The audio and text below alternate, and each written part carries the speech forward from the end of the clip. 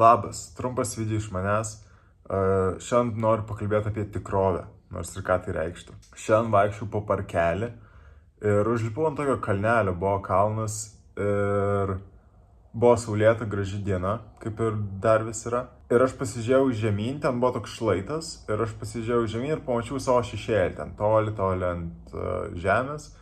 Buvo mano šešėlis ir aš kažkaip pagalvojau, kad mano šešėlis yra vienintelis įrodymas, kad aš esu tikras. Ir čia gal skamba taip trupučiuką neaiškiai ir durnai, bet tiesiog aš asmeniškai labai retai atkreipiu dėmesį į savo šešėlį. Ir dažniausiai, jeigu ten save ir matau, tai matau veidrodį arba filmuodamas video.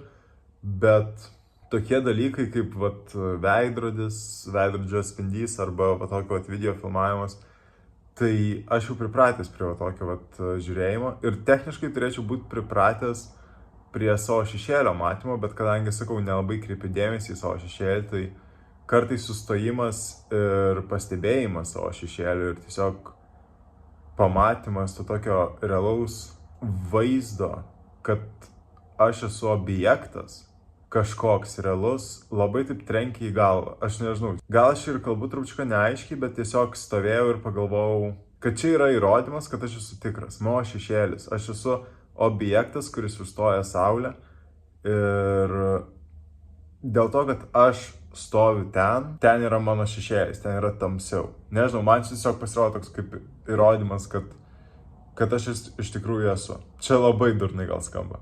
O tada aš pagalvojau, ką iš viso reiškia būti tikram. Kas tai yra? Ką reiškia tikrovė? Kas yra tikrovė? Ir kas yra tikra? Tai viskas, ką mes paliečiam, viską, ką mes patiriam, yra tikra. Bet kokie pojūčiai ir kokie gyvenimo įvykiai yra tikri, irgi čia labai filosofinis tikriausiai. Aš labai čia filosofiškai kalbu. Bet kas yra tikra iš to, ką mes pajaučiam ir iš to, ką mes nuveikiam. Kas tai yra tikra? Ar mūsų žiūrėjimas į telefoną, ar šitas video yra tikras? Ar tu gauni iš jo kažką, ar tai yra tik tavo laiko švaistymas? Ir žinai, kas yra geriau, ar žiūrėti šitą video, ar išeiti į lauką ir pasivaikščioti lauke? Aš manau, kad išeiti į lauką, pasivaikščioti lauke. Ir nesakau, kad dabar turėtum mesti, išjungti šitą video ir išeiti kuo toliau. Ne, pažiūrėk šitą video. Pabaig tai. Bet nežinau, ir kažkaip pagalvojau, galbūt tikrovė yra kelionė, iš kurios mes kažką gaunam, per kurią mes kažką, žinai, atrandam.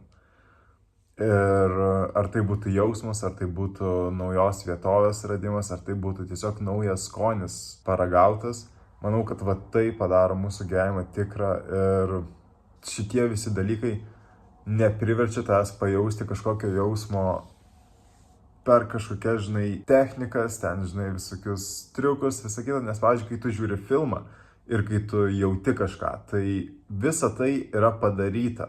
Visa istorija, scenarijus parašytas, visas apšvietimas, visa muzika yra sukurta tam, kad tu pajaustum. Filmo pagrindas yra jausmas. Jeigu žiūrovas nejaus filmo, tada filmas neveikia. Tai yra pagrindinė taisyklė.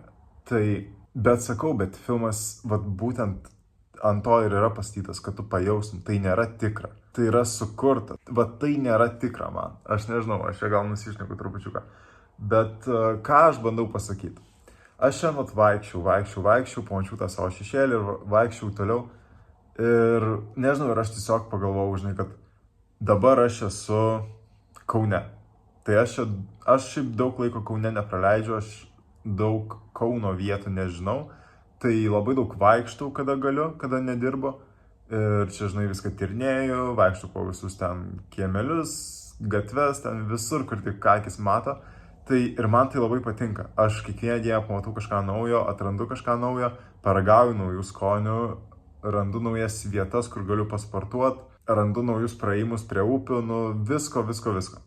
Ir man tai yra labai tikra. Tai yra mano pasirinkimas, mano kelionė, kuri atveda mane iki kažkur, iki naujos lokacijos, iki naujo prisiminimo, iki naujo skonio, iki naujo jausmo gal. Ir galbūt, žinai, gyvenimas ir yra iš to padarytas, kad kuo daugiau naujo patirsi, tuo gyvenimas galbūt bus pilnesnis. Tai ką aš galiu palinkėti su šitu video ir kokia gali būti mano žinutė šito video, tai yra, kad, žinai, padaryk kažką, nors vieną kartą į savaitę kažką, ko galbūt niekada nesi padaręs. Ten nueik į kokią naują vietą. Jeigu kasdieną praeini pro kažkokius, žinai, lauko sportuoklius, kur žmonės sportuoja, tai nepraeik, o pabandyk vieną pratimą kokį nors padaryti. Nesakau, kad pavyks, žinai. Gal pamatysi, kad neturi pakankamai jėgų, gal pamatysi, kad turi daug jėgų, bet bent jau pabandyk, žinai, pasportuok. Nusuk į kokią nors gatvelę, kur niekada nesi buvęs. Nueik į tą kavinukę, paragauk kokios kavos, paragauk arbatos, paragauk kokio torčiuko, kur niekada nesi ragavęs. Padaryk, žinai, kažką, į ką dažniausiai netkreipi dėmesio. Pajaus tą dalyką. Vat, aš dažniausiai netkreipiu dėmesį į savo šešėlį, bet pamačiau ir dabar turiu tokias mintis, žinai, ir galvoju apie tikrovę ir kas yra tikra. Čia iš viso yra crazy, žinai. Tokie maži dalykai priverčia susimastyti apie gyvenimą ir tada tas susimastymas prie kažko priveda, žinai, prie išvadų. Tai va, bet viskas.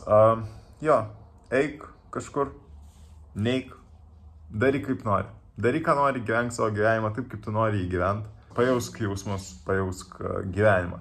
Ir neturėjau nei, kad pajaustum, žinai, tą tokį netikrą jausmą, tą tokį formuluotą, sukurtą, kur žmonės priverčia tiesiog tą pajausti.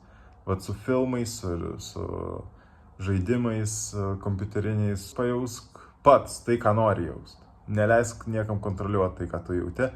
Ir tai yra ta tikrovė, žinai. Nes, man atrodo, mes šiaip prarandam tą tikrovę, nes kai leidi kitam žmogui kontroliuoti, ką tu jauti ir kur tu eini, ir kaip tu rengiesi, ir ką tu žiūri, ir ten visą kitą, žinai.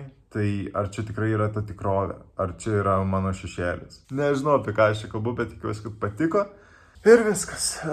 Čia ir baigiu šitą video. Ačiū tau labai, kad žiūrėjai.